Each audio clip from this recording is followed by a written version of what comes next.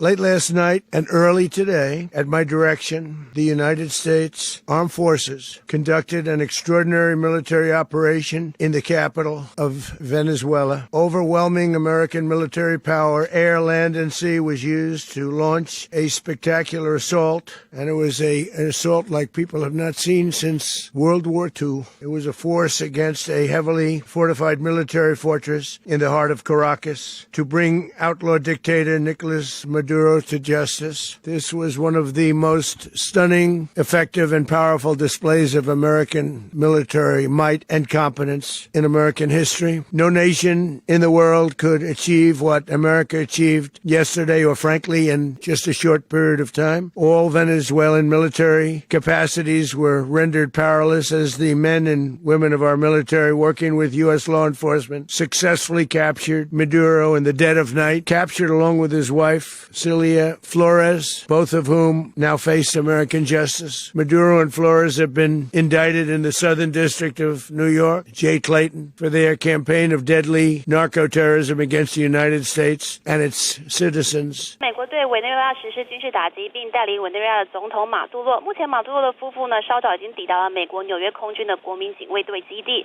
虽然说目前后面比较暗，但是可以看到不少人已经走下阶梯。那马杜洛呢，也在人群之中跟着下机。可以看到这个套着蓝色上衣的巨星，应该就是马杜洛。他在大批的警力护送下入境。那美国司法部呢，其实也已经公布了针对马杜洛夫妇还有儿子的起诉书。他们预计呢，将在下周在纽约的曼哈顿联邦法院面临这个毒品还有武器走私的指控。而这个美国总统川普呢，也在这一波军事行动之后举行了记者会，指出因为成功了突袭并拘捕马杜洛夫妇，目前暂时呢是没有第二阶段的军事行动计划。但至于这个政权要怎么转移，原本呢一度外传说会由这个委内瑞拉的反对派领导人马查多来接管，但川普随后是公开否定，指出这个马查多缺乏支持，没有办法领导国家，并透露美国呢会在委内瑞拉立即接管，建立能够过渡性的行政管理，直到可以建立一个安全还有合法的政府。那有专家指出，为了避免这个卷入冲突，川普是没有考虑军事部署，但又想要委内瑞拉按照美国的意愿来改变政权，显然呢会透过和目前的委内瑞拉的副总统来合作。那对于美军抓捕马杜洛，联合国秘书长古特雷斯是认为这样是树立危险的先例，预计将在5号开会讨论。以上是我们目前掌握到的最新情形，时间还给主播。委内瑞拉夜空不断冒出橘红火光，连续爆炸声响触目惊心。美军3号突袭轰炸，马杜洛双眼遭蒙，双手上铐被押送离境的画面也随之曝光。This was one of the most stunning, effective, and powerful displays of American military might and competence in American history. 大赞美军完美执行任务，川普也公布自己全程及时观看美军逮捕马杜洛行动过程的照片，更透露第二次军事行动目前大可不必。We're going to run the country until such time as we can do a safe, proper, and judicious transition. So we don't want to be involved with having somebody else get in, and we have the same situation that we had for the last long period of years. 原本一度外传委内瑞拉前反对派领导人马查多将接掌政权，但川普已公开否定可能性，明确指出马查多缺乏支持，无法领导国家，而华府将会组成团队，并与马杜洛参与政权合作，实现接管行动。Well, the administration is not looking at any deployment. Their vision is that they will tell the Venezuelan government what to do. And if the Venezuelan government doesn't do that, then they will strike again, and they will use that threat of a follow-on strike to ensure compliance. 然而，委内瑞拉副总统罗德里奎兹依旧公开指出，马杜洛仍是委国唯一总统，并要求美国立即释放。中国同样齐声挞伐，谴责美国霸权。倒是，委国人民以欢声雷动庆祝马杜洛垮台，准备迎接全新民主世代。三立新闻黄泉报道。Ay, no. 好，当地居民呢就有录下了夜空被炸出猛烈火光的一个情况，而且黑烟您可以看得到不断的在往上窜。爆炸发生之后呢，其实很多地方都停电了，而且还有飞机在上空不断的盘旋。不过呢，由于不久之前呢，美国总统川普才刚刚好证实了轰炸委内瑞拉的一个码头，所以呢，就有媒体怀疑是不是美国的新攻击呢？但目前为止呢，这个五角大厦还有白宫都并没有正式的回应。Late last night and early today, at my direction, the United States Armed Forces conducted an extraordinary military operation in the capital of Venezuela. Overwhelming American military power, air, land, and sea, was used to launch a spectacular assault. And it was an assault like people have not seen since World War II. It was a force against a heavily fortified military fortress in the heart of Caracas to bring outlaw dictator Nicolas Maduro to justice. This was one of the most stunning, effective, and powerful displays of American military might and competence in American history. And if you think about it, we've done some other good ones like the attack on Soleimani, the attack on al-Baghdadi, and the obliteration and decimation of the Iran nuclear sites just recently in an operation known as Midnight Hammer. All perfectly executed and done. No nation in the world could achieve what America achieved yesterday, or frankly in just a short period of time. All Venezuelan military capacities were rendered powerless as the men and women of our military, working with U.S. law enforcement, successfully captured Maduro in the dead of night. It was dark. The lights of Caracas were largely turned off due to a certain expertise that we have. It was dark and it was deadly. But captured along with his wife, Celia Flores, both of whom now face American justice. Maduro and Flores have been indicted in the Southern District of New York, it's Jay Clayton, for their campaign of deadly narco-terrorism against the United States and its citizens. I want to thank the men and women of our military who achieved such an extraordinary success overnight with breathtaking speed, power, precision, and competence. You rarely see anything like it. You've seen some raids in this country that didn't go so well. They were an embarrassment. If you look back to Afghanistan, or if you look back to the Jimmy Carter days, they were different days. We're a respected country again, maybe like never before. These highly trained warriors operating in collaboration with U.S. law enforcement caught them in a very ready position. They were waiting for us. They knew we had many ships out in the sea. We were just sort of waiting. They knew we were coming. So they were in a ready, what's called a ready position. But they were completely overwhelmed and very quickly incapacitated. If you would have seen what I saw last night, you would have been very impressed. I'm not sure that you'll ever get to see it, but it was an incredible thing to see. Not a single American service member was killed, and not a single piece of American equipment was lost. We had many helicopters, many planes, many people involved in that fight. But think of that, not one piece of military equipment was lost, not one service member was, more importantly, killed. The United States military is the strongest and most fearsome military on the planet by far. With capabilities and skills our enemies can scarcely begin to imagine. We have the best equipment anywhere in the world. There's no equipment like what we have, and you see that even if you just look at the boats, we've knocked out 97% of the drugs coming in by sea. 90%. Each boat kills on average 25,000 people. We knocked out 97%. And those drugs mostly come from a place called Venezuela. We're going to run the country until such time as we can do a safe, proper, and judicious transition. So we don't want to be involved with having somebody else get in, and we have the same situation that we had for the last long period of years. So we are going to run the country until such time as we can do a safe, proper, and judicious transition. And it has to be judicious because that's what we're all about. We want peace, liberty, and justice for the great people of Venezuela, and that includes many from Venezuela that are now living in the United States and want to go back to their country. It's their homeland. We can't take a chance that somebody else takes over Venezuela that doesn't have the good of the Venezuelan people in mind.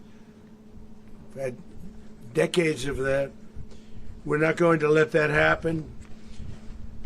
We're there now, and what people don't understand, but they understand as I say this, we're there now, but we're going to stay until such time as the proper transition can take place. So we're going to stay until such time as we're going to run it, essentially, until such time as a proper transition can take place. As everyone knows, the oil business in Venezuela has been a bust, a total bust, for a long period of time. They were pumping almost nothing by comparison to what they could have been pumping and what could have taken place. We're going to have our very large United States oil companies, the biggest anywhere in the world, go in, spend billions of dollars, fix the badly broken infrastructure, the oil infrastructure, and start making money for the country. And we are ready to stage a second and much larger attack if we need to do so. So we were prepared to do a second wave if we needed to do so. We actually assumed that a second wave would be necessary, but now it's probably not.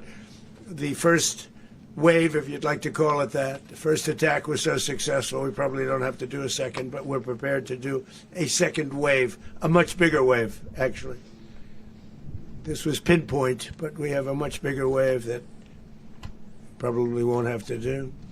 This partnership of Venezuela with the United States of America, a country that everybody wants to be involved with because of what we were able to do and accomplish, will make the people of Venezuela rich, independent, and safe. And it will also make the many, many people from Venezuela that are living in the United States extremely happy. They suffered. They suffered. So much was taken from them. They're not going to suffer anymore. The illegitimate dictator Maduro was the kingpin of a vast criminal network responsible for trafficking colossal amounts of deadly and illicit drugs into the United States. As alleged in the indictment, he personally oversaw the vicious cartel known as Cartel de las Solas, which flooded our nation with lethal poison, responsible for the deaths of countless Americans, the many, many Americans. Hundreds of thousands over the years of Americans died because of him. Maduro and his wife will soon face the full might of American justice and stand trial on American soil.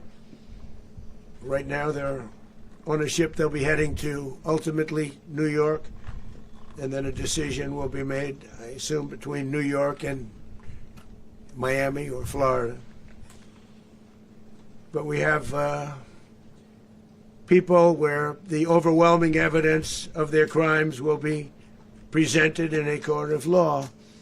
And I've seen it. I've seen what we have. It's both horrible and breathtaking that something like this could have been allowed to take place. For many years after his term as president of Venezuela expired, Maduro remained in power and waged a ceaseless campaign of violence, terror, and subversion against the United States of America, threatening not only our people, but the stability of the entire region. And you all saw it. In addition to trafficking gigantic amounts of illegal drugs that inflicted untold suffering and human destruction all over the country, all over in particular the United States, Maduro sent savage and murderous gangs, including the bloodthirsty prison gang, Tren de Aragua, to terrorize American communities nationwide, and he did indeed. They were in Colorado. They took over apartment complexes. They cut the fingers off people if they called police. They were brutal, but they're not so brutal now. And I just have to congratulate our military, Pete and everybody, and our National Guard, because the job that they've done, whether it's in Washington, D.C., where we have a totally safe city, where it was one of the most unsafe cities anywhere in the world, frankly, and now we have no crime in Washington, D.C. We haven't had a killing. We had the terrorist attack a few weeks ago. A little bit of a different kind of a threat, but we haven't had a killing in a long period of time, 6-7 months. We used to have two, on average, 2 a week in Washington, our capital. We don't have that anymore. The restaurants are opening. Everyone's happy. They're going, they're walking their daughters, they're walking their children, their wives. They walk to restaurants. Restaurants are opening all over Washington, D.C. So I want to thank the National Guard. I want to thank our military. And I want to thank law enforcement. Been amazing. And they should do it with more cities. We're doing it, as you know, and we're doing it in Memphis, Tennessee right now, and crime is down.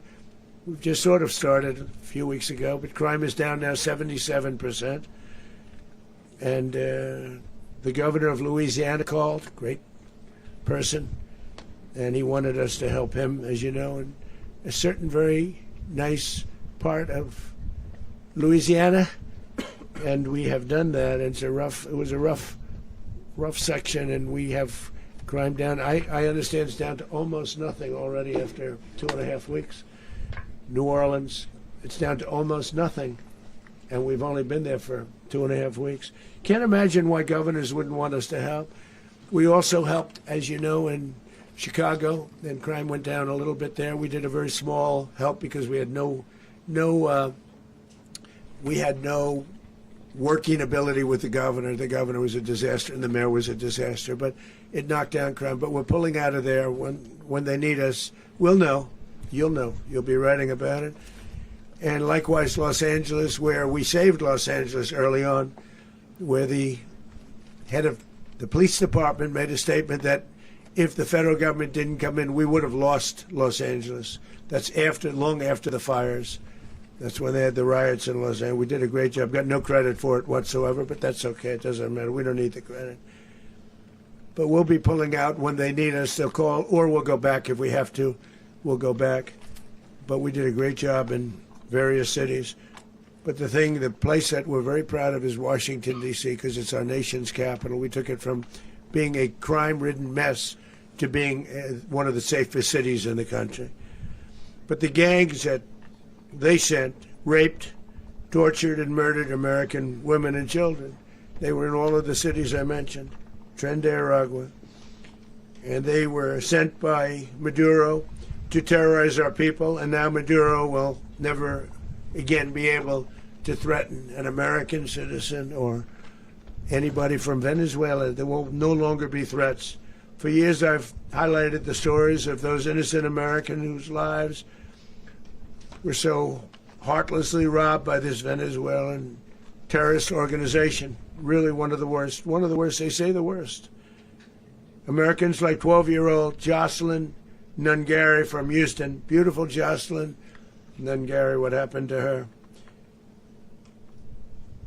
They, as you know, they kidnapped, assaulted, and murdered by Tren de Aragua animals. They murdered Jocelyn and left her dead under the bridge. There was a bridge that will never be the same to so many people after seeing what happened. As I've said many times, the Maduro regime emptied out their prisons, sent their worst and most violent monsters into the United States to steal American lives. And they came from mental institutions and insane asylums. They came from prisons and jails. The reason I say both, they sound similar. Actually, prisons a little bit more hostile, a little bit tougher. A mental institution isn't as tough as an insane asylum, but we got them both. They sent from their mental institutions. They sent from their jails, prisons. They were drug dealers. They were drug kingpins. They sent everybody bad into the United States, but no longer. And we have now a border where nobody gets through. In addition, Venezuela unilaterally seized and stole American oil, American assets, and American platforms, costing us billions and billions of dollars. They did this a while ago, but we never had a president that did anything about it. They took all of our property. It was our property. We built it.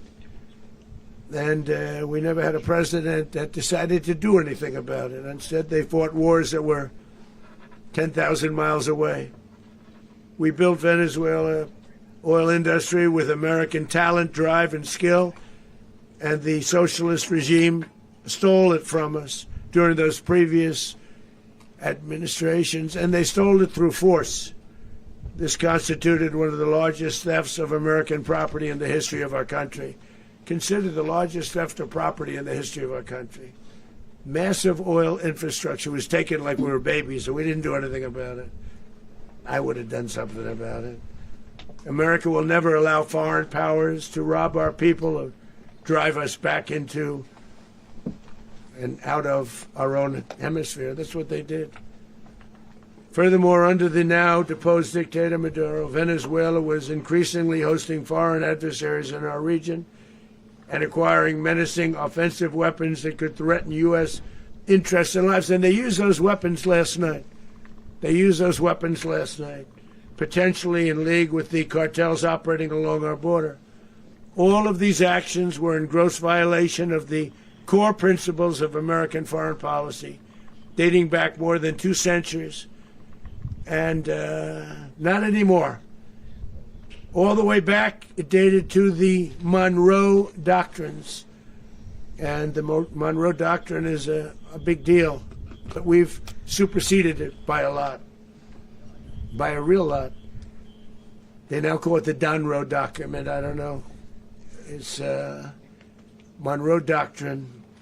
We sort of forgot about it. It was very important, but we forgot about it. We don't forget about it anymore. Under our new national security strategy, American dominance in the Western Hemisphere will never be questioned again. Won't happen. So just in concluding, for decades, other administrations have neglected or even contributed to these growing security threats in the Western Hemisphere. Under the Trump administration, we are reasserting American power in a very powerful way in our home region. And our home region is very different than it was just a short while ago. The future will be, and we did this in my first term. We had great dominance in my first term, and we have far greater dominance right now. Everyone's coming back to us. The future will be determined by the ability to protect commerce and territory and resources that are core to national security. These are core to our national security. Just like tariffs they've made our country rich, and they've made our national security stronger than ever before. But these are the iron laws that have always determined global power. And we're going to keep it that way. We will secure our borders. We will stop the terrorists. We will crash the cartels, and we will defend our citizens against all threats, foreign and domestic. Other presidents may have lacked the courage or whatever to defend America, but I will never allow terrorists and criminals to operate with impunity against the United States. This extremely successful operation should serve as warning to anyone who would threaten American sovereignty or endanger American lives. Very importantly, the embargo on all Venezuelan oil remains in full effect. The American armada remains poised in position, and the United States retains all military options until United States demands have been fully met and fully satisfied. All political and military figures in Venezuela should understand what happened to Maduro can happen to them, and it will happen to them if they aren't just fair, even to their people.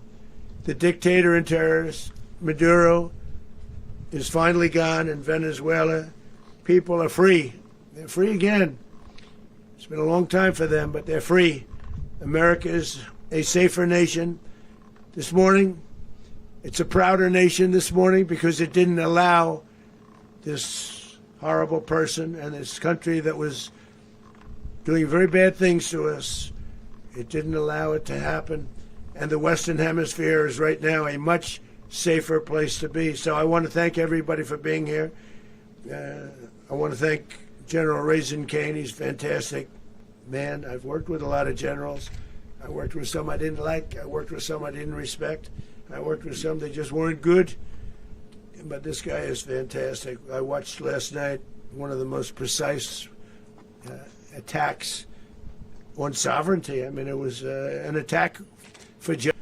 And I'm very proud of him, and I'm very proud of our Secretary of War, Pete Hegseth, who I'm going to ask to say a few words. Thank you very much.